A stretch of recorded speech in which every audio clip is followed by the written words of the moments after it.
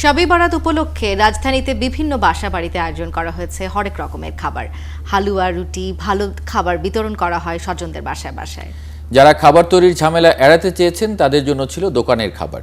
রাজধানীতে শবে বরাতের আয়োজনের কিছুটা জানাচ্ছেন আরফিন শাকিল। উপলক্ষটা ধর্মীয় শুদ্ধতার হলেও উৎসবটাও কম নয়।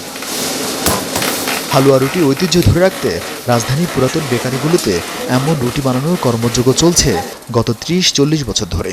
সেই ঐতিহ্যে যুক্ত হওয়া দৌড়ে পিছিয়ে নেই নতুন খাবার প্রস্তুতকারী প্রতিষ্ঠানগুলো। শুধু শবে বরাত উপলক্ষে রাজধানীতে অন্তত ১০ কোটি টাকার খাবার বিক্রি করেন দোকানিরা। মাছ রুটি, ফুল রুটি, বড় কেক এসব বাহারি নামের খাবার বিক্রি হয় কেজি দরে ১০০ থেকে ১৫০ টাকায়। চকবাজার, যাত্রাবাড়ি, মিরপুর, উত্তরায় এসব খাবারের পসরা বেশি দেখা যায়। আমরা এখানে আসছি ৩০ বছর, এখানে এটা চলতেছে। এখন আস্তে কমতেছে, এখন আগের মতো নাই, আগে অনেকটা বেশি ছিল।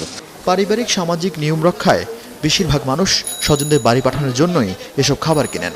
অনেকে কেনেন বাসাবাড়িতে হালুয়া রুটি বানানোর ঝামেলা এড়াতে। পাটাই মানে একটা উৎসবের ছিল আর কি, এই আর কি, আর কিছুই না। মাছ দিয়া মায়ের দামাকে বাইতে দেবো।